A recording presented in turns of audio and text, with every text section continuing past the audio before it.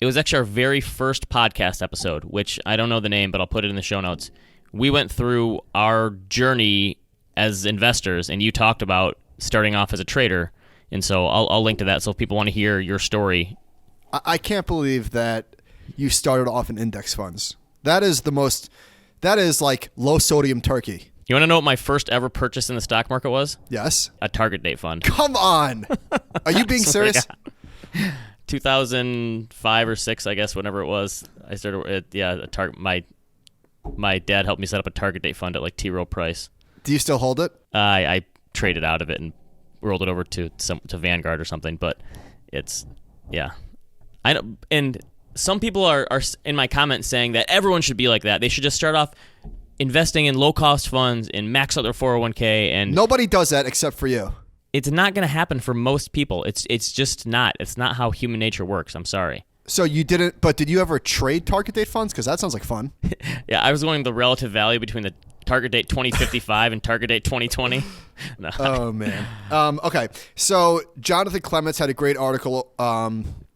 Nobody told me, and it's 10 things that he wish he knew earlier. And I'm usually not a fan of these because, for various reasons. But I did like this one. And he talked about it's something. It's a podcast question. Yeah, well, because even if you knew this 20 years ago, what you know today, you wouldn't listen. You know what I mean? Like, you are who you are at a specific... And that's the problem with telling young people good financial advice. Sometimes they're just not going to listen to you, and they need to experience it for themselves. Yeah, they're not ready, which is fine. Right. Like, that's very normal. So, to that point, he hit on something that we spoke about last week, which is like, which is the true version of yourself type of thing. And one of the things that he wrote about was, will our future self approve? As we make decisions today, I think this is a hugely powerful question to ask, and yet it's only and yet it's only in recent years that I've learned to ask it. When we opt not to save today, we're expecting our future self to make up the shortfall. When we take on debt, we're expecting our future self to repay the money borrowed. When we buy things today of lasting value, we're expecting our future self to like what we purchase. Pretty good. So here, his very first one, he said a small home is the key to a big portfolio. And I was thinking about this. I have some friends who do well for themselves, and they have a really nice house but drive an old car. I have other friends who I don't know how well they're doing for themselves, but they have not so great of a house, but they have a really nice car. So which do you think is a bigger sign of someone who has their wealth or their finances in order? Someone who drives a really nice car, not a great house? What do you think? I mean... No, when I see somebody who drives... not to judge, but forgive me, I will judge. When you see somebody in a so-so house and a Maserati, it's like, right. Wait, what? Right. That's the one I was leaning towards as well, where you think this person probably doesn't have, even though you could save more money technically in your house by going into a lesser house, I feel like that person probably doesn't have their priorities in check. Wait, when you see somebody have a very nice house and a Toyota Camry, you're like, my thought is, wow, that person's doing quite well. Yes, that's my general thought as well. So we spoke about Jesse Eisenberg was on Conan, and he said something along the lines of, like, he was talking to Conan about how I think Jesse Eisenberg drives a 15-year-old Lexus that his aunt gave to him, and Conan drives a little Fiat, which is hilarious because he probably barely fits in it. But Jesse Eisenberg said, like, you don't have to tell people your status because you are your status. Like, you're famous. And for people that have... People already know.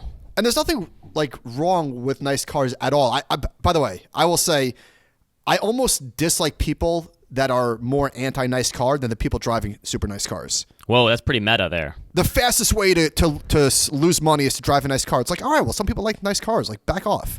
Right. There are plenty of different areas you can save your money. Now, that being said, I feel like obviously cars are like probably the most statusy thing possible. Yes, and that's an easy way to blow some money. That's just it's a gateway for a lot of people. But if that's your one vice and you're good everywhere else, then great, drive a nice car. So let's stick with this housing theme. So interest rates are low and going lower. The average rate on a 30-year fixed rate mortgage fell to 3.45%, which is the lowest in. Oh, I'm sorry. Okay, and the 15-year rate mortgage fell to a 3-year low of 2.97%. This is crap. I just refinanced like 2 months ago, and the rates go lower. Well, Murphy's Law, right? You're a terrible refinancing timer. I told you. We've been through this. I mean, mine was like 3.6%. Here's the thing, though. Eventually, doesn't this lose some of its luster? Like, how many more people? Like, because I've refinanced since the first mortgage I got. It was like 6.25%. I probably refinanced 4 times in between the 2 houses that I've had. Don't you think that the lower I go now, it would have to drop a huge amount for it to make sense for me to refinance. Well, of anymore. course, this was current rates. This is CFA Part 2, Level 2, right? Yeah, they didn't tell me this. Okay, but don't you think that eventually the lower rates, except for everyone who's coming into a new house, it eventually wears off and loses its luster, and it doesn't have as big of an impact anymore. You have to have a huge drop in rates for it to actually get something to happen. Well, that's what we just had. So the volume of refinancing, according to this article, jumped 15% week over week, which was the highest since June 2013. So you're wrong. No, of course you're not wrong. Eventually, this will dry up. But actually, I'm going through the process of looking to refinance. And I had poked around probably twice in the last 6 months. I bought my house a year ago. I got a 30-year, 4%, was very happy with that. But now they're so low.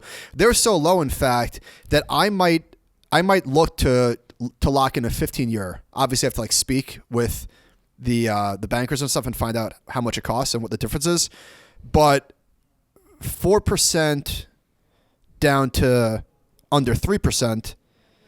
I don't know what the math is exactly. I guess that's not very complicated. Like I said, I'm in the process right now.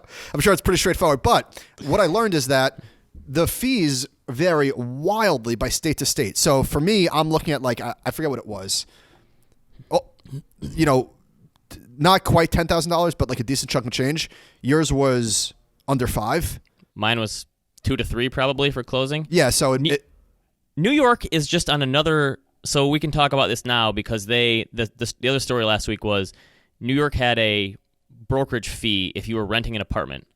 I never realized this. Well, hold on. Before we hit that, what you were going at was there was a chart showing the relative value of $100, and Cullen shared this, the hyperinflation zone. The relative value of $100, it's saying, in your metro area. So obviously New York is bright red, or as red as it gets. You are not.